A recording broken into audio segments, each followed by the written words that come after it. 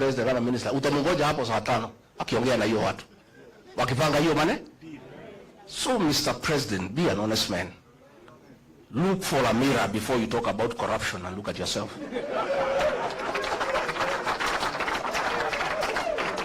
If you think the people of Kenya are very intelligent, Rigathi Gachagua has not been associated with any scandal in this country. So wewe unaenda pale unasema he is incompetent. In matters of incompetence, Mr. President, I tend to agree with you to a certain extent. Serikali yako ni ya uongo, kutenga, kudanganya watu. Uliandika mkataba na watu ya Western, ukaamjema utajenga 1000 kilometers, hujajenga. Umekuwa hapo juzi unafungua transformer. Wewe mimi ulitaka nikusaidie kudanganya wa Kenya. In matters kudanganya wa Kenya, Mr. President, I'm incompetent. Absolutely. I accept. Because hiyo alikuwa anataka tuende kulaunch barabara na anajua hakuna budget, tukitoka matinga inafanya nini? Sasa hiyo ndio kazi rais anataka nimsaidie. Ndio anasema huyu haelewi programu za serikali. Sasa kwenda kupeleka matinga ukijua hakuna kazi inafanya, hiyo ni programu ya serikali. He was telling me to go and defend Adani. Tulikuwa na Eugene Wamalwa, huyu mheshimiwa, na Onyonga kwa mazishi Kitale. Huyu Onyonga akaamuka, akalima serikali mambo ya Adani, na mimi nakaa tu pale. I don't want to nod because I'm still in office. That Adani thing is the worst form of corruption in this country. So mimi nilipoamuka, I never responded. So one of the PAs ya mkubwa akanipigia simu. Mtu yuko huko, mtu ya 36. Wewe ni deputy president ya sangapi? Maana ya deputy president, you speak last. Dio ile maneno yote iko baya serikali ukanu. Kwa nini huyo Nyonga alilima serikali mambo ya Adani and you are not defending? Nikamwambia I cannot answer you. Tell your boss to call me. So president ananiambia, nimwambia mimi siwezi. That thing is corruption. I cannot defend it, Mr. President. I cannot.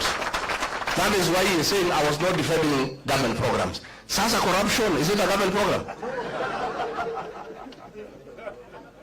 So wanasema ati I'm incompetent. Hii mtu hakuna kitu anaelewa. Sasa kama serikali ni wizi tupu, sasa what is there to defend? Walinipeleka Senate ati nimekataa watu watolewe na Nairobi River. Walinishitaki nimekataa watu wafukuzwe Marigiti Market. Those are things I could not do. Ukiangalia hii maneno ya affordable housing,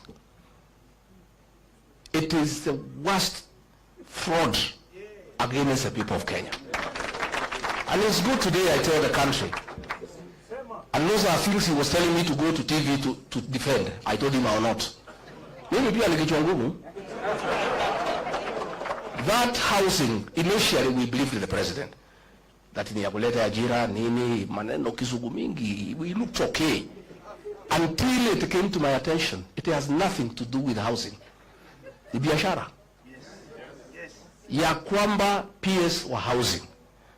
Ukitaka kujenga affordable housing, you must go and sign a subcontract na kampuni ile tauza simiti na chuma na mabati. Na hiyo kampuni watu wale wakubwa zaidi Kenya wako ndani ya wapi? So this housing levy inatolewa kwa watu ya Kenya is to make sure these houses are going on, ndio hao wauze simiti, wauze chuma, wauze mabati. That is what the president is accusing me of not understanding and being incompetent. Sasa mimi nauliza, na mimi nataka niseme, I want to assure the people of Kenya, this team I see here, and when I listen to the people of Kenya, because I listen a lot, once a new government is sworn in, that housing levy will have to be abolished so that we restore the dignity of the payslip. The dignity of the payslip. Wakenya wamehangaishwa zaidi.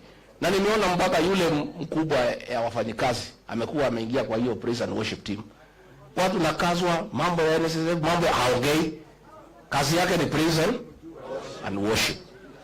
Those are the things sisi ambaye tumeshindwa kufanya. So finally ndio nimalize, because I wanted to tell the president, usidanganya wa Kenya, useme ukweli, tulikosania corruption, because wewe ndio unaeneza corruption na watu yako, na it is impossible to make any progress in this country unless we sort out this country in terms of leadership. We'll sink lower and lower. Finally niambie watu ya Western, because mimi naona huyo jamaa amekwama hapo kwenu. Nyinyi mko na bahati that we are here to advise you. Alienda kwenu usiku sita, kwetu he was there 6 days out of 7 every week. Hakuna kanisa hajaingia, hakuna barabara hajui kwa jina, hakuna soko hajui kwa jina, and you would memorize. We are very impressed. Anataja barabara, Wakikuyu wanasema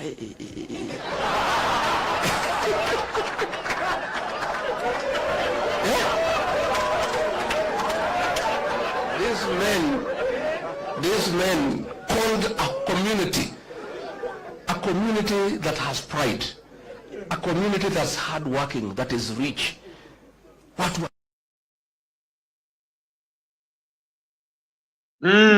Ricky G is our headliner. When you see him, then you know this is your number one show. Welcome, of course, where you tune in. This is a great conversation. If you're joining us here for the first time, remember to always keep yourself in Africa 24, because this is where you have the best news and also lines being discussed here every day, where you're following this great conversation. And of course, my name is Boniface Kimanzi. We shall be having this show for the next few hours. So you can join us through the comment sections. Join us also through the live link that I'm going to share over there. And also join this studio. Tell us, what do you think is happening in the country? But our many stories, Babu Owino is currently the member of Parliament of Embakasi East. And of course, after what we saw the day, Raila Odinga endorsing Sakaja, it's like Babu Owino even missed 20 years celebration for this ODM party. And you know, he is a loyal follower. You know, if we are saying loyal follower, then you know Babu Owino is one of the loyal followers of Raila Odinga. And he is one of the close members of Raila who have been neglected. I think they have been there for a long time. But now, when you see Raila Odinga endorsing Sakaja 27, even we might see Sakaja, because most of people believe in Raila Odinga. Most of people believe in Raila and what he says, and that's why people took this as a major blow for Babu Owino. But also, he missed the 20-year celebration. Also, when the ODM was having those celebrations. What is next step for Babu Owino? What is his next step? What is the next step when it comes to the politics of this country? But of course, you know, the country has been having politics day and night. He has been one of the members of parliament who are performing very well when it comes to the statistics from the info track, when it comes to some of the researches that have been done, showing that Babu Owino is the best. What is the next step for Babu Owino? That is what we're asking here. I also have Alex in the studio, who will be giving us his own analysis and also how he thinks is the next step for the Embakasi East. Is it going to mean 2027? Is it going to also be in the race for the president? Because Babu Owino was born in the year 1989. He's only 35 years old.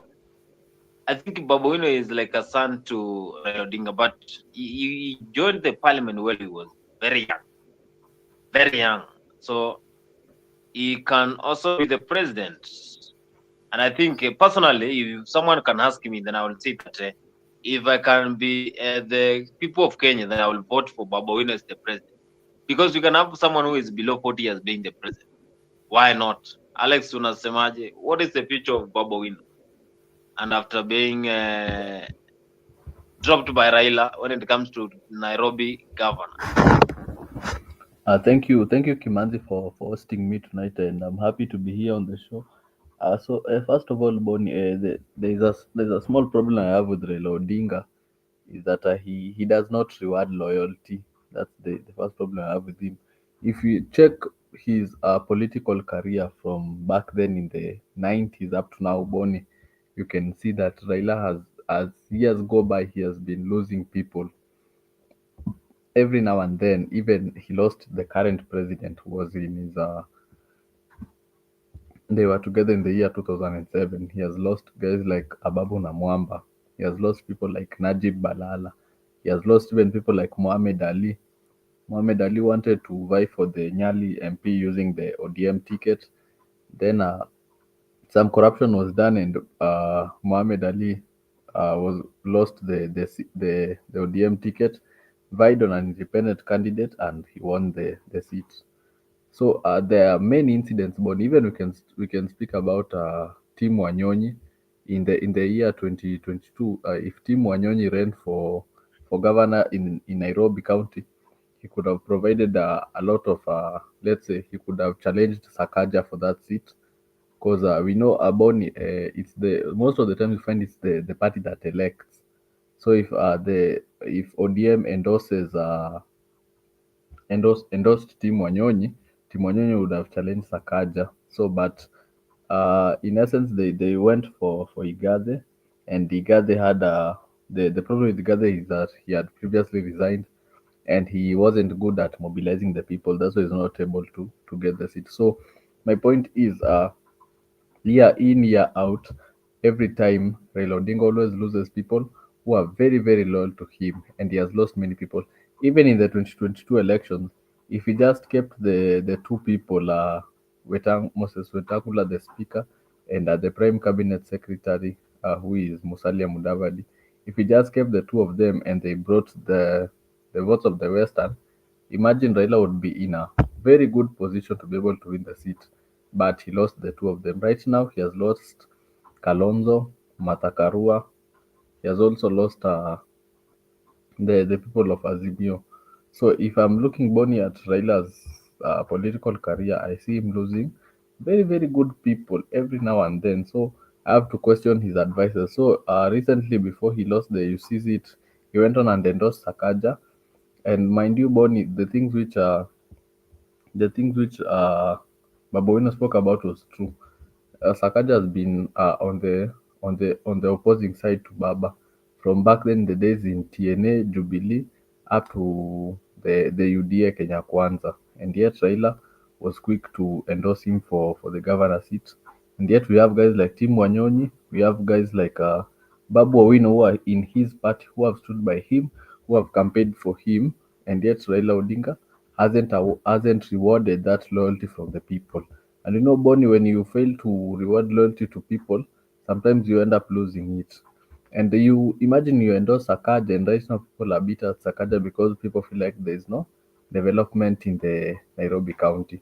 So I believe as time goes by, Bonnie, Raila is going to be in for a rude shock. He will be surprised that maybe even the people he endorses, the people won't vote for them because right now we don't have the rate of psychophants in Kenya has reduced.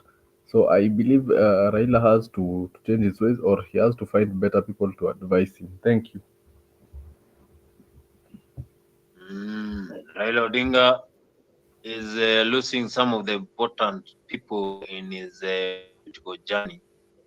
The likes of Najib Bala, and now we are having other members. Kalonzo, of course, he lost Alonzo because he does not believe in giving back to what people always show him. If you love him, then he will not love back. There's Raila Odinga. If you show him love, then he will also hate you.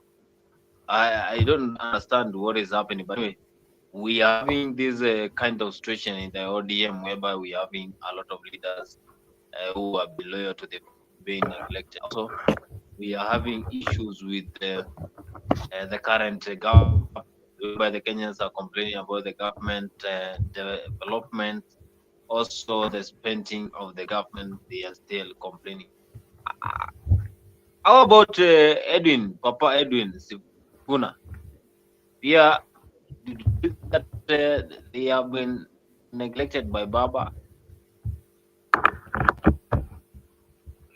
Yes, Buni, I would like to echo something that Mburu said some few days ago. Unfortunately, he's not able to join us today, but we continue. So Mburu said that Raila has been in the game for very long, and it's high time he passes on the mantle, and he should pass on to the future politicians who he thinks are fit to run the ODM party.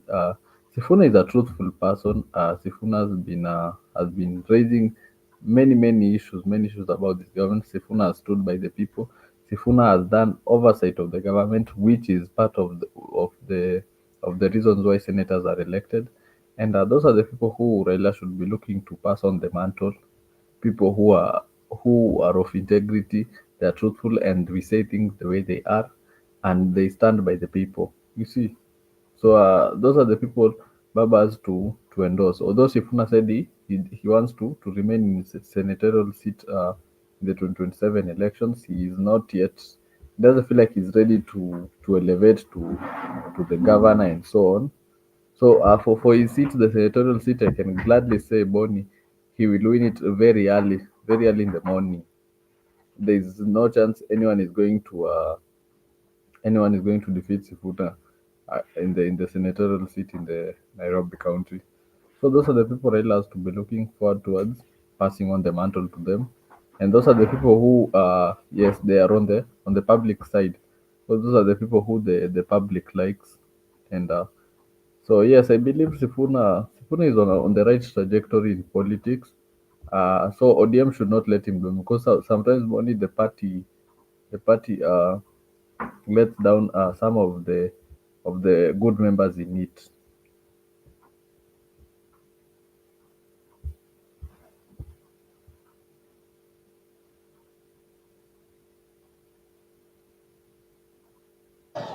Nataka kwanza kutuma risala ya rambirambi kwa wenzetu kule Turukana. Kule Turukana kuna majangili kutoka Ethiopia wamevamia na kupiga watu wetu wa Turukana na kuwa watu wengi zaidi. Watu wengi wamepata majeraha sana, na tangu sasa nasema msiwe kimya kwa dakika moja.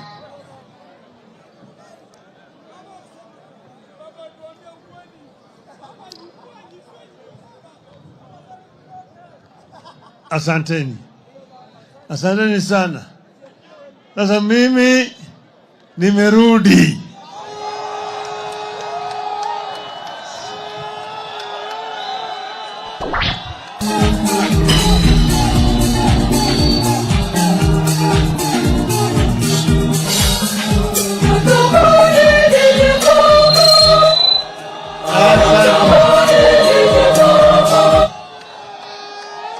Kwanza nataka kutoa shukrani kwenu watu wangu hapa, nyinyi nyote mlisimama na mimi wakati ile kinyang'anyiro ambayo tukaenda mpaka kule Addis Ababa.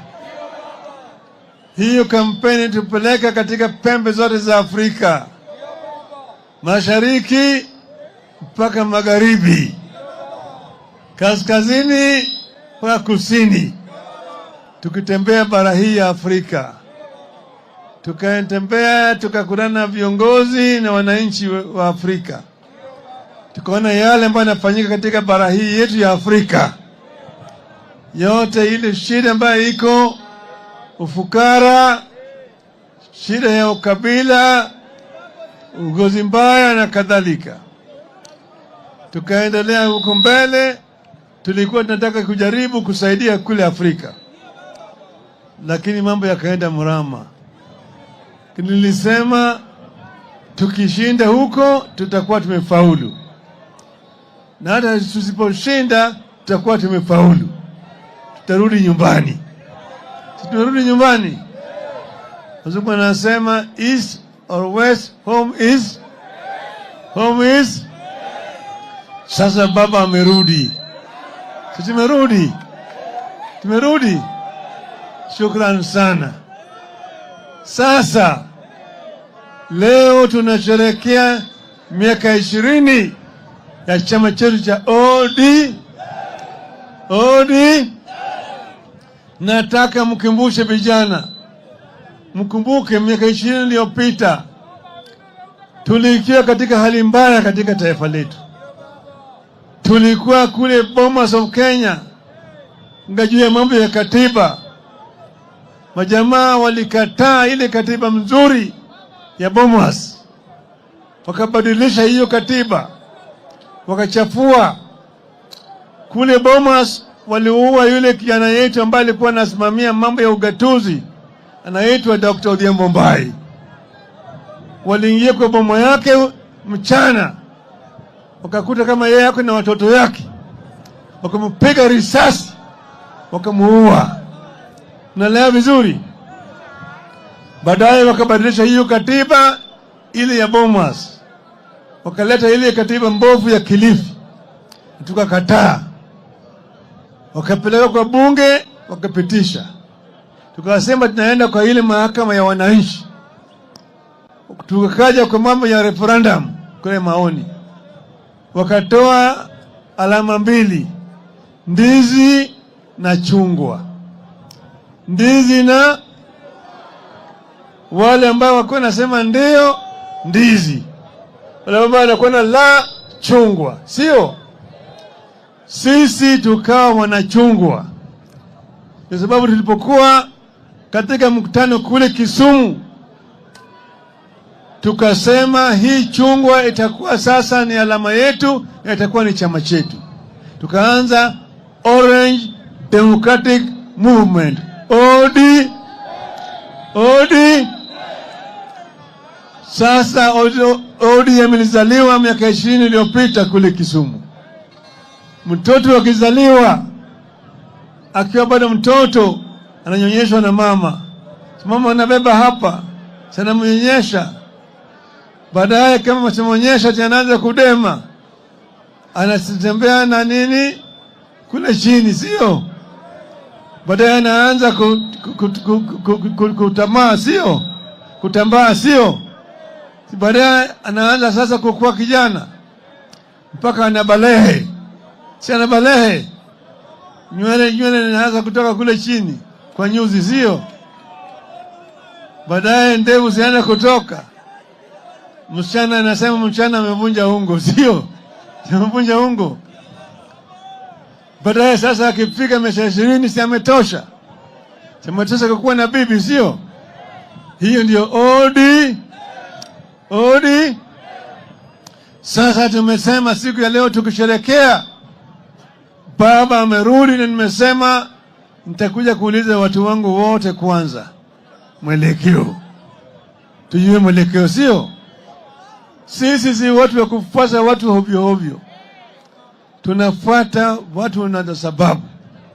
Chama cha ODM ni chama ambayo iko na sera kamili na msimamo.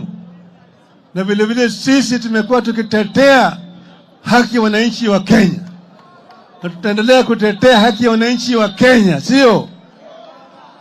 Ile katiba tulileta ya chungwa ndio ilileta ugatuzi katika taifa letu. Ugatuzi tumeleta, lakini haifanyi kazi sawa sawa, kwa sababu pesa haijatolewa Nairobi kuja hapa chini. Pesa inakaa mingi kule Nairobi. Tunataka kuona kama pesa inatoka Nairobi ya kutosha na inatumia vizuri hapa katika serikali ya counties. Sawa sawa. Tunataka kuimarisha pesa ya matibabu itoke Nairobi irudi wapi? Pesa ya barabara itoke Nairobi irudi wapi? Chini, sio? Sivyo? Hello? Tunataka kuona mambo ya ufisadi. Tutaangalia.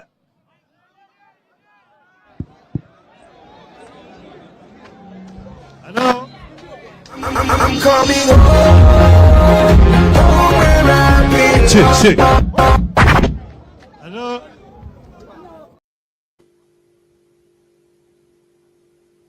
Mzee Sakaja mzee anasema kweli mzee anachanganya, au sijui yako Kisumu, sijui yako Kisii, sijui yako Mombasa, sijui bado anaongea juu ya serikali, sijui anataka kubadilisha Kenya. Kweli wewe unamuelewa? Do you understand what Raila has been doing? Of course, recently, because his stand is not being very firm as we are used to. Or maybe he might also be supporting Babu Owino, Sakaja, what? So for me, Bonnie, I think right now I don't know this version of Raila. It's one which we have never seen. Some few months ago, before he went to the AUC election,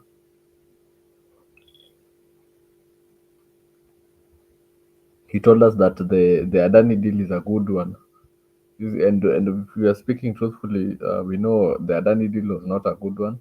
If we check their records on the internet, they have very bad records in terms of managing things of other countries, and yet Raila endorsed the Adani deal.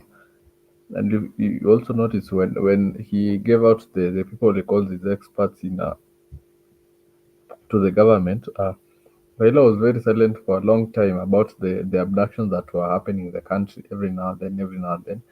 Then the moment he got close now to going to the AUC elections in Ethiopia, that's when he came out to start condemning the abductions.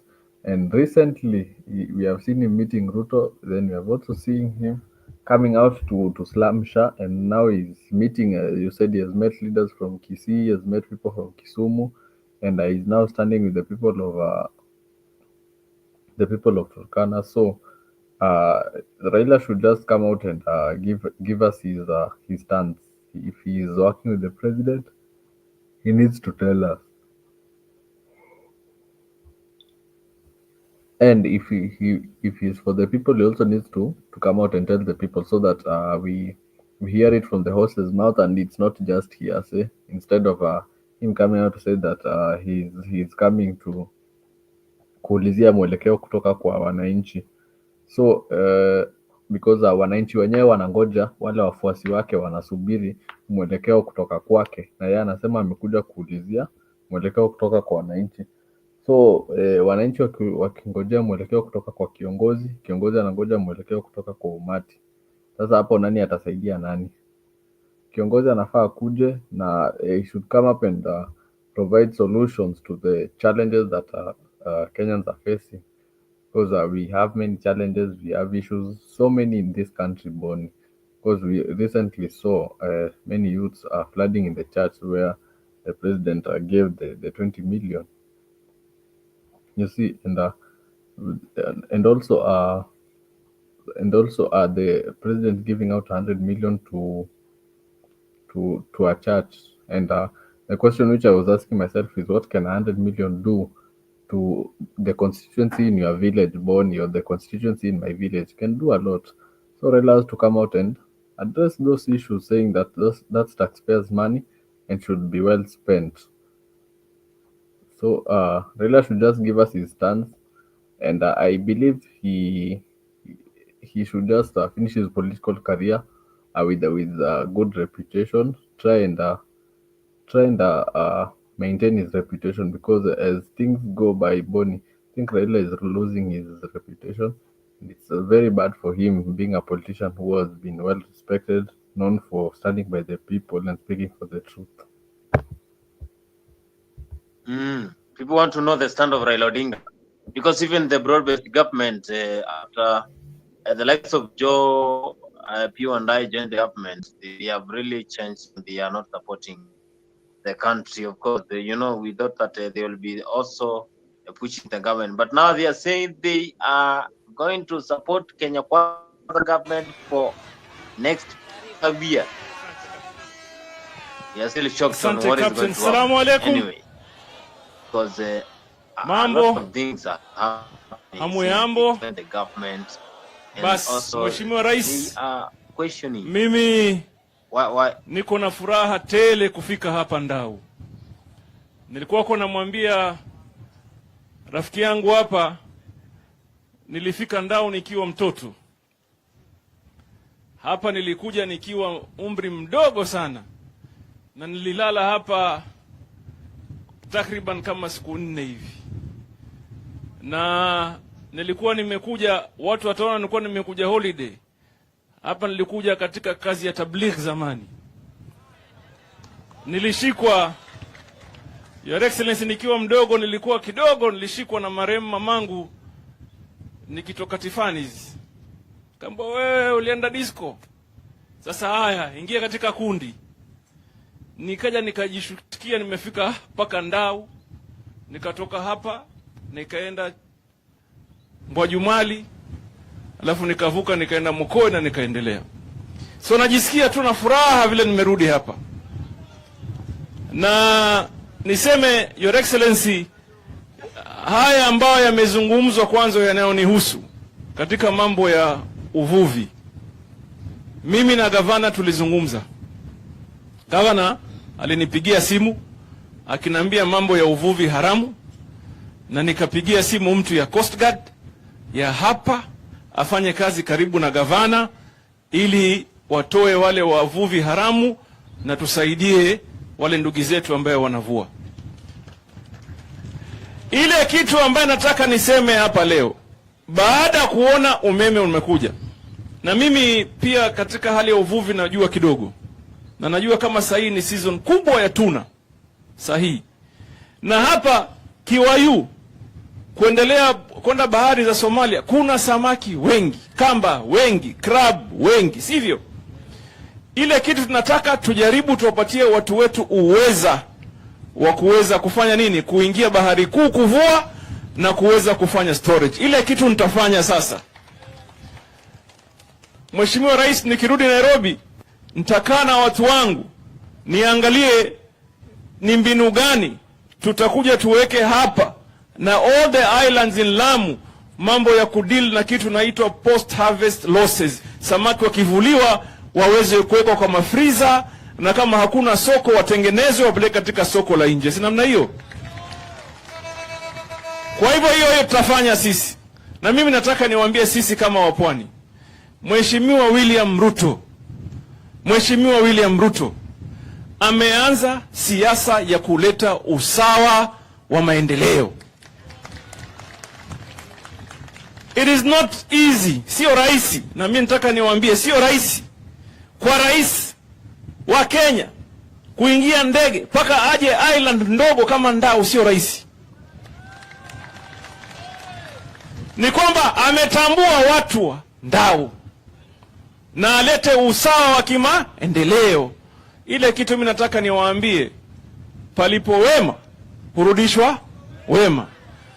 Na mimi nasema hapa peupe mchana, mimi kama Hassan Joho, kutokea jua kunyeshe mvua, sisi kama wizara tunasaidia Mheshimiwa Rais kutimiza ahadi zake ambazo walitoa kwa wananchi wa Baringo na wananchi wa Tiaty.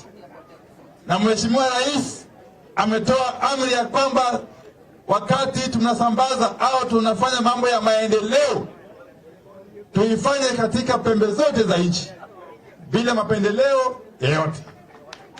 Na Mheshimiwa Rais vile vile ameamua ya kwamba ako na jukumu ya kuunganisha nchi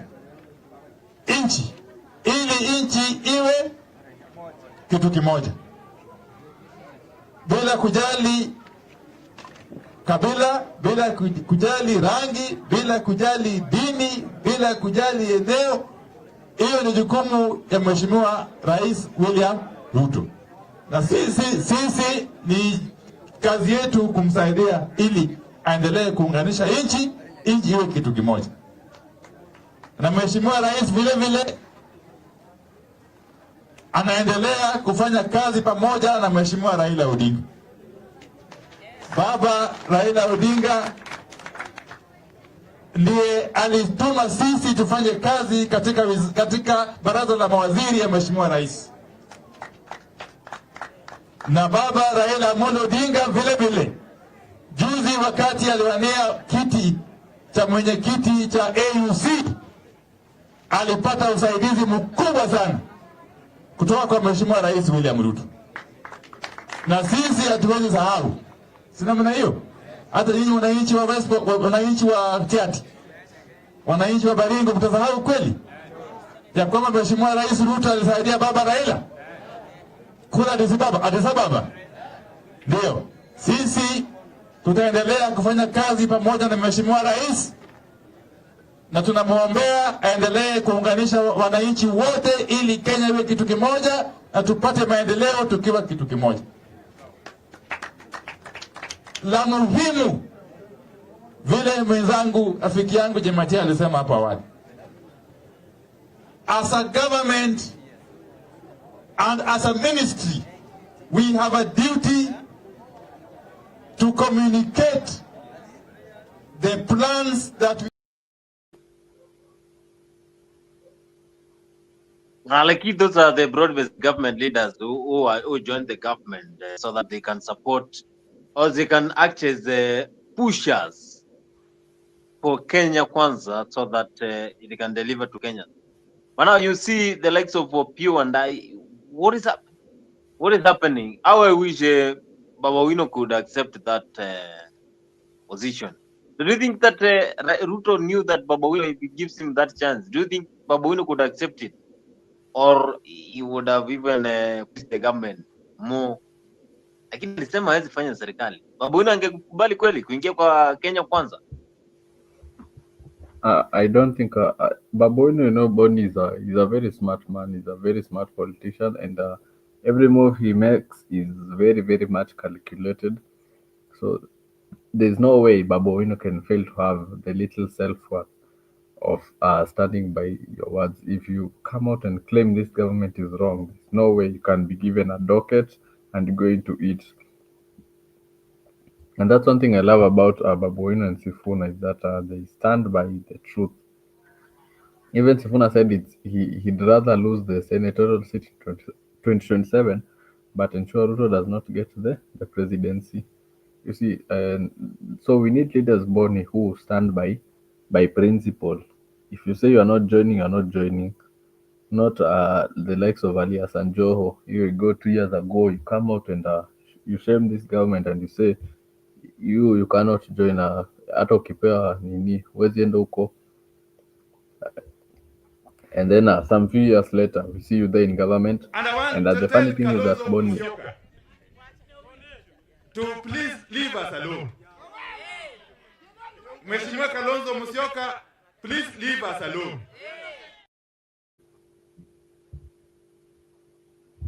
As I was saying, ever since Alias Sanjo has been in government, I am yet to hear him, Boni, talking about the blue economy. I'm yet to hear him telling us about minerals. I'm yet to hear him speaking about how we can broaden mining in Kenya, how mining can generate foreign exchange. I'm yet to hear him tackle the issues of development about the mining in Kenya. And we know Boni very well, Kenya, we have a lot of minerals. So the CS himself is now speaking about very different things that are related to his docket of this docket in the government. So that tells you many things. Even if you hear this guy of Pio and I should be telling us about energy, should be telling us about how electricity is going to reach many parts of this country. He should be telling us about how Boni we are going to enhance the energy sector in the country. But I'm yet to hear that. I only hear him telling us that Kalonzo should leave them alone. They're working with President Ruto. And that working, we know of it very well, Boni. It's just the loot. They just came to be given a chance to eat the money. So that's what I think the ODM right now is celebrating. Au wanakula kwa serikali. And they are forgotten to defend the people. And funny thing, that has been the biggest party that has been oversighting the government. So right now they are not doing that, but it's a good thing we have other people, and the train continues. So the fun thing about Kenyan politics, I'm not hearing anything Boni to do with development. I just hear banter, and I hear everything being politicized. So I am even lost for words.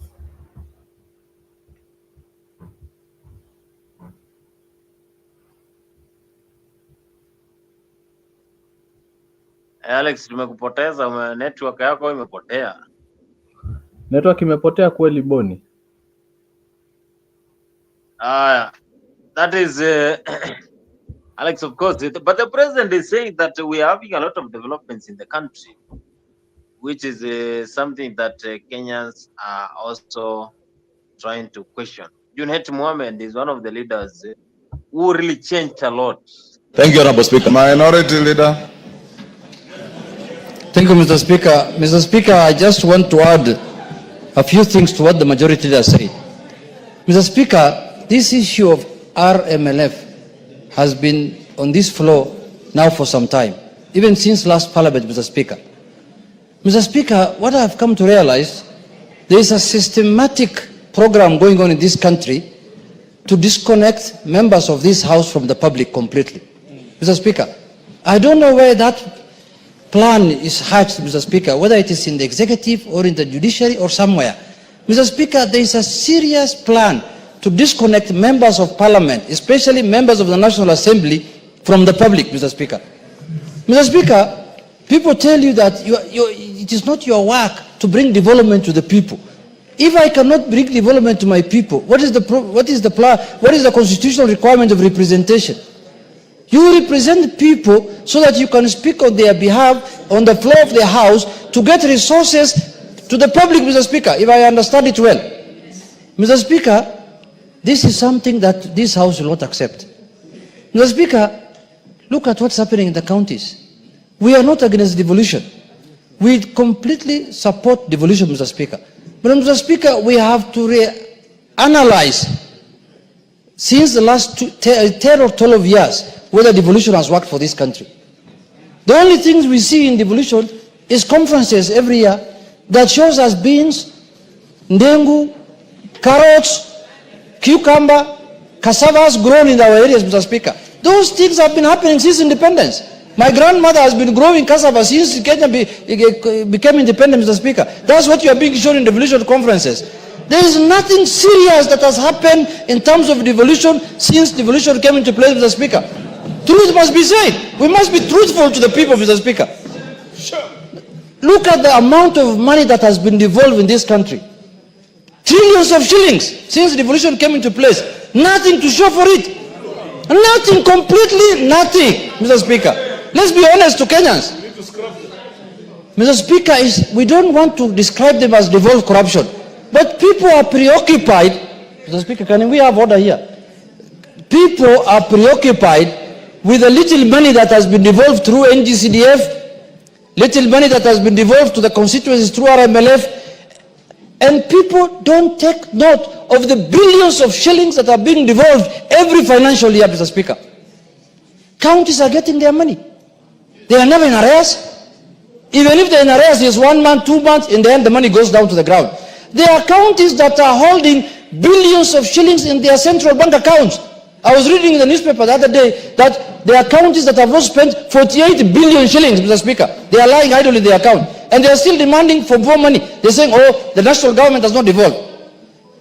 Lastly, Mr. Speaker, these people who are calling themselves here Nairobi, Kera and Kura, these people must know that these are organs of national government. They are not part of county government.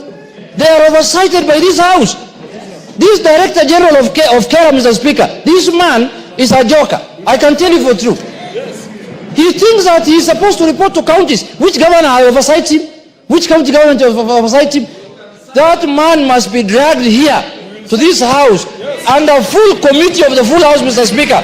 And he must be told in no certain terms that he is supposed to report and to the National Assembly, Mr. Speaker.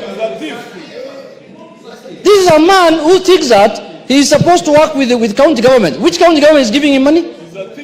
Mr. Speaker, you can go around to every constituency today, and we'll take you around as a Speaker. The roads that are maintained by constituency development, by this RMF through the constituency, are known. In every constituency, there are not even more than 4 or 5. Majority of the roads are classified as county roads, and they're in pathetic condition, all of them. And they're asking for the RLMF for the constituency. The ones for the constituency are well maintained. Actually, the national government is trying its best to even tarmac majority of the county roads. Mr. Speaker, we cannot take this thing anymore lying down. We will put our foot down.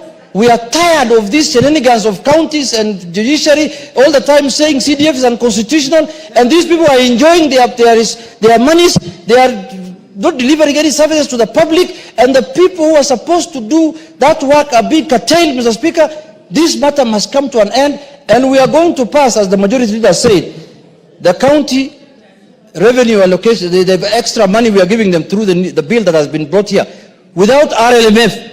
If they don't want money, the bill will get stuck here for good. You can continue with the one that you have been given at the beginning of the year. And I want to tell the Council of Governors, please don't joke with members of Parliament. They have been elected just like the way you have been elected. You have votes. We got votes the same way you got votes. Some of you, we just go through waves. You know, there are people who are saying, when the new constitution was being formulated, governors should have been appointed job. There are people who are saying that. We can amend the constitution, if need be.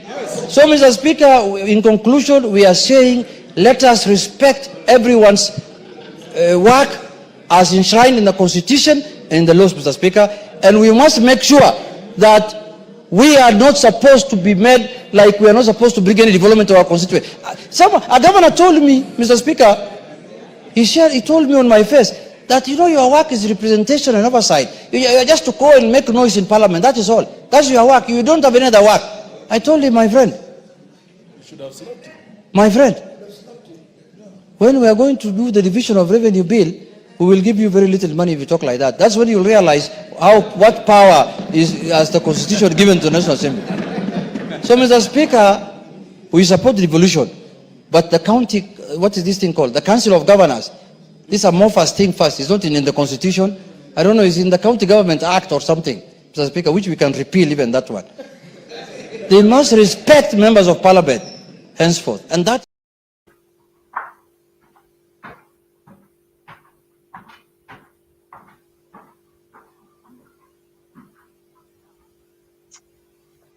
That is Junet Mohammed when he was speaking, and he was addressing. Even from what he is saying, you can tell that he has totally changed from supporting the Kenyans to being in the government.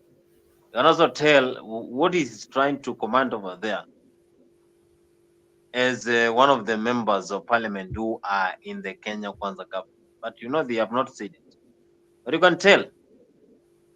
This is Junet Mohammed mwenye alikuwa anasema hii imeenda because you know, personally I thought that Raila will win 2022 because the movement was very strong. But now he has joined members like Junet, who we thought that they will push the government. Joe, I hope you have listened to what Junet is saying. What do you take from Junet Mohammed? Junet is the minority leader in the National Assembly. I would highlight some few things he spoke about. Is that the MPs are supposed to be advocates for the people in their constituency, and they have to push for development in the areas which they govern. But overall, I think Junet has lost it as a politician. Instead of I believe he doesn't know how to be on the good side of the people. Perception is key in politics, which I think a little bit Junet is not playing his cards well, and sometimes he comes and says things raw and unfiltered, of which it's very wrong of him to do so. But I don't see him as a politician who is stout or who stands on principle. Junet looks like somebody who is gullible. He can be bought. He can do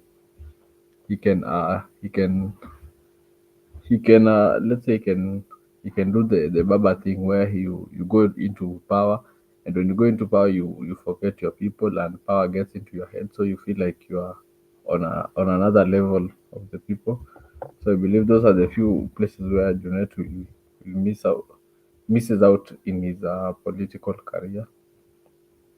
So yeah, that's what I can say. I believe Junet is losing it. He needs to consult some of the leaders like Sifuna and Babu Owino for him to know what are they doing, so that he can try and emulate for him to be better in politics. Thank you.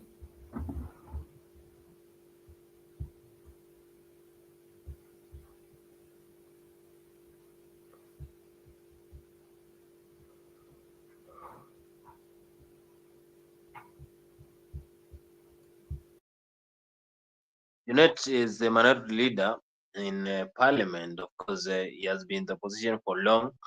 He has been pushing the government to deliver for long, but now he's in the government, whereby he is acting totally different from what people used to know, which is something that has shocked a lot of Kenyans. But tumekaa sana tumsikii ule Oscar Sudi. Nafikiri pia anaweza kuwa alinyamazishwa na president atulie kidogo, maana alikuwa anaongea. Ama yuko wapi? Yuko nje ya Kenya?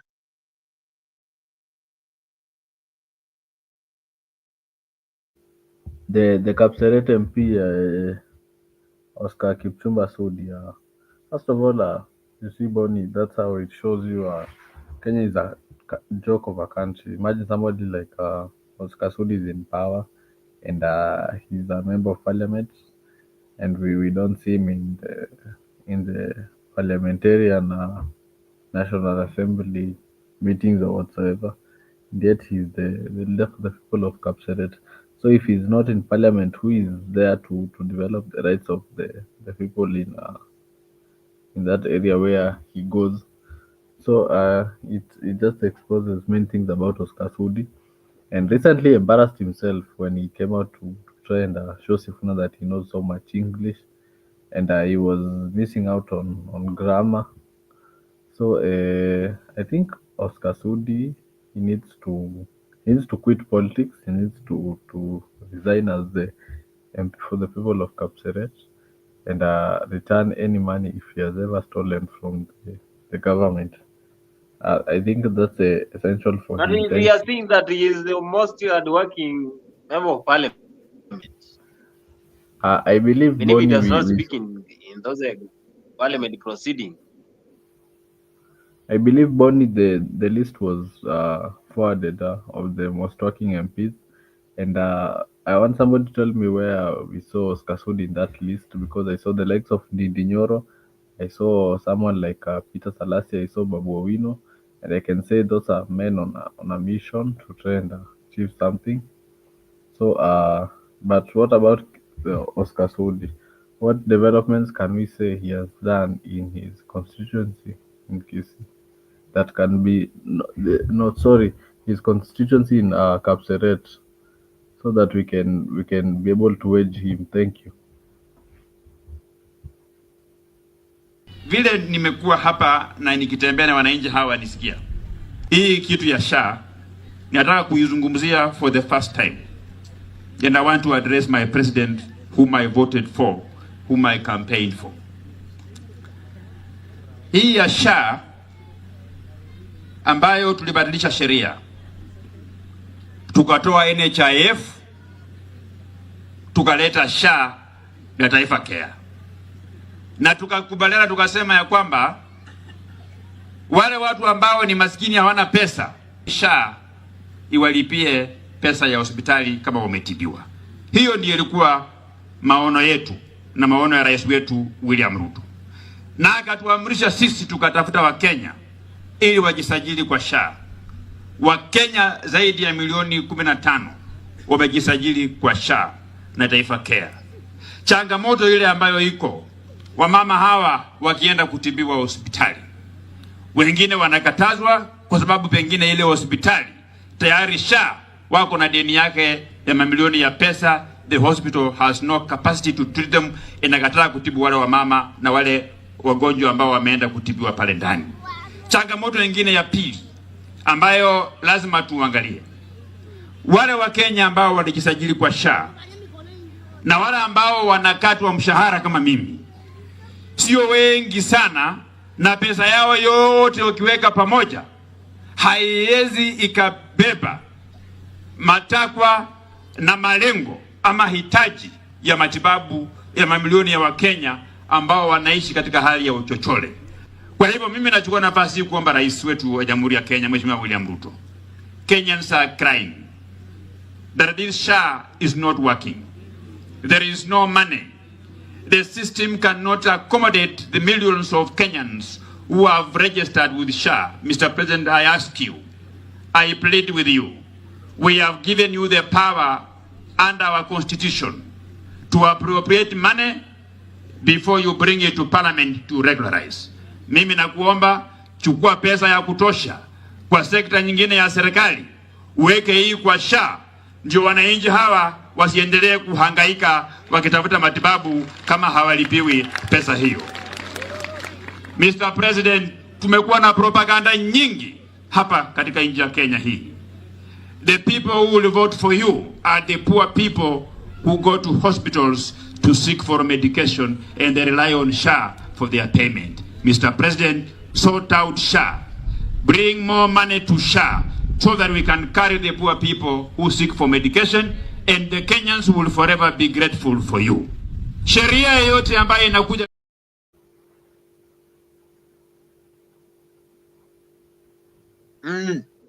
Dismas Barasa is also roasting the president, telling him that this SHA is unfunctional, that Kenyans are still complaining about this new earthing funding model. Do you believe that he was trying to chase clout, or he is still meaning it? Because even the president said SHA paid over, I think, 8 million for Malulu Ejenti's bill, which raised a lot of debate over there in the online family. Pardon the question, Bonnie. Do you believe that this Didmas Baraza, of course, he was sent by someone to act contrary to what president is meaning by saying SHA is not working? Yet the president the other day, while he was in the burial for the Malava member of parliament, he said it covered over 8 million for Malulu Ijendi. And this one now in the same area, he is saying that SHA is not working. Kenyans are complaining. And this is one of the loyal, he has also said he voted for the president. You listen to what he said, that is.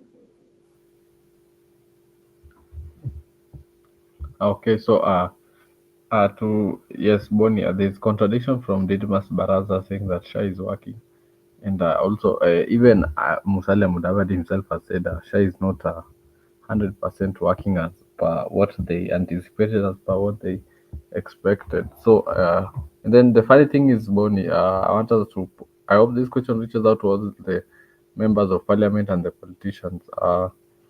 Which public hospitals, public or private hospitals are they taking their kids, and are their children registered in Social Health Authority? That's what I want to know about the politicians, to be specific. Ndio tuweze kujua, Boni, because when you tell people SHA is not working, wanaona ni kama ni vibaya. So the question I would pose to them is we want them to account whether their children are registered in a Social Health Authority or not, so that isikuwe tu ni wananchi wanaumia alafu wanasiasa waumii. Wananchi wakiumia tuumie sote na wanasiasa, kwa hao ni binadamu kama sisi. Wananchi wanaumia sana, and Kenyans are still complaining about the current situation whereby the earthing fund is causing a lot of chaos. Education, some of the top ministries are causing a lot of chaos in the government, and also, those are the kind of sectors which raises a lot of debate because they tackle everything that concerns the common mwananchi. Now Common Mwananchi is saying they are being pressed. Wanasema mambo imechemka sana pale baada ya serikali kutransfer ile NHIF to SHA. And also they are saying that SHA is not working. President is saying SHA is working. Members of parliament are saying SHA is not working. So who is saying the truth? Because we need to get to know what is happening when it comes to the proceedings of this country. Yes, if you're following us here for the first time, remember to subscribe to Africa 24, share our content, and also we have a lot of news over there. We are 24-hour channel. Make sure you subscribe and share our content through other media platforms, and you will be entertained everywhere you join Africa 24. We are the brand that gives you the best news when it comes to the current happenings in the country. Now, we are having a situation whereby some people are saying Uhuru is working very closely with Raila. That Raila might take Uhuru as his running mate in 2027. Alex, do you see something like this? Raila and Ruto? Because they're saying there were some rumors that they met in one of the hotels to discuss about 2027. Raila and Ruto and Uhuru. Uhuru sasa rudi tena kama vice president. You see, right now, Bonnie, I don't think there's anything which the president can do that can try to salvage his political career. People are already fed up with him, from Mamboga to border riders to university students to people in the streets to everyone. People are not happy with what we are seeing from the president. So even if he chooses to go with Raila Odinga, Raila, you can see right now he's struggling to try and get his numbers back, because he knows he has lost some number of following. So he's trying to be able to look for ways of getting people back. So even if he brings Uhuru and Raila, they will help him to get some few votes. But in general, Kenyans are predetermined to send him home and ensure he's a one-term president.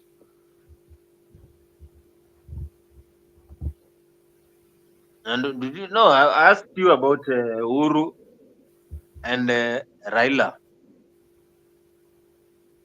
As I working said, Bonnie, together.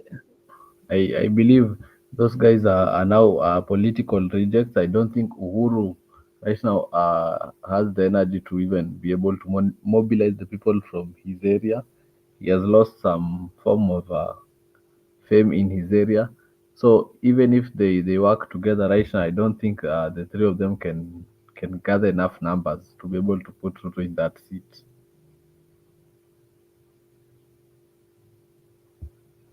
One of the members, the members was saying that she want, that is Esther Passares, and of course you know she's the woman rep of Nairobi County. She was saying she want the former president to come together and help the government, and also try to assure the direction to the former Prime Minister Raila Odinga when it comes to governance of this country. It's like some things are cooking outside here, whereby you cannot tell what is happening, because others are saying the government is not working. Some leaders are saying we bring Uhuru Kenyatta in the government.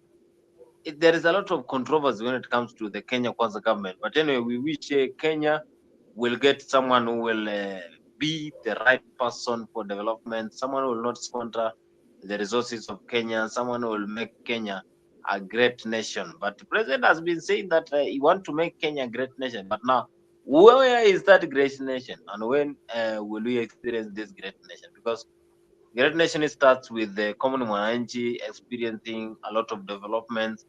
Starts with the basic, that is education. A lot of schools doesn't have even roofs, doesn't even have water. Some of areas we don't have health facilities. I mean, a lot of things need to be done. But now the ministries we have, the cabinet secretaries that we had after the Gen Z protest, they just joined, and after a while they started even squandering. Because Alex, do you think we have any cabinet secretary who has performed? I am yet to see any cabinet secretary perform, Bonnie. I'm yet to see the institutions are running from education to healthcare to entertainment. We were told some few months ago, Bonnie, that we are going to host the Grammy Awards, and we haven't even hosted any Trace Award. We haven't even hosted a Frima. So how can we host a Frima? How can we host the Grammy Awards, the biggest show in terms of awards born in the world, and yet we cannot even host the little things here in Africa, like the Trace Music Awards, which we saw BN winning, or the Afrima Awards. So, and I am yet to see Bonnie NECS working. I'm yet to see institutions running. I am yet to see any bright light from the KK government. That leaves me with saying that I think they just need to be sacked, all of them. The only person from the KK government that I see working is the Katibu Mkuu wa Mazingira by the name Geoffrey Mosiria, who is part of Sakaja's the team. But I he's not believe a he's the minister. only He is one. not. He is not in the Ministry of Yes, it's Land. true. That's why I said. That's why I said the only person I'm seeing in the KK government working ni huyo katibu wa mazingira. But in the from the CSs and everything, Boni, it's just a matter of let's say promises and promises every now and then. Oh, the stadium will be finished in 2025. Oh, the stadium will be finished when. In the health sector, we are told, SHA will be working. In the education, we are being told that everything will be good. We are told that the projects are just going slow by slow. By 2027 they'll finish, but they're yet to be finished. So from the CSs, I'm only seeing a lot of promises from them. Kwanza hapo Boni kwa sports, and we are sports guys. Boni follow up. We are told 2025 Talanta Sports will be finished. I will be there to do some watchdog and see how are they going to fare on. And that's why Boni Kenyans are so agitated, and they are waiting to send this government home, because we're not seeing anything substantial from it. Kenya Kwanza government, since the protest that happened over last year, we have not seen any minister that has been working to serve Kenyans. We are still having problems with the ministry. That is why we have a lot of underdevelopments, and Kenyans are still crying for the Kenya Kwanza government. Who will save Kenya? Remember to always like, comment, and subscribe to Afrique24 YouTube channel in all social media platforms, Afrique24.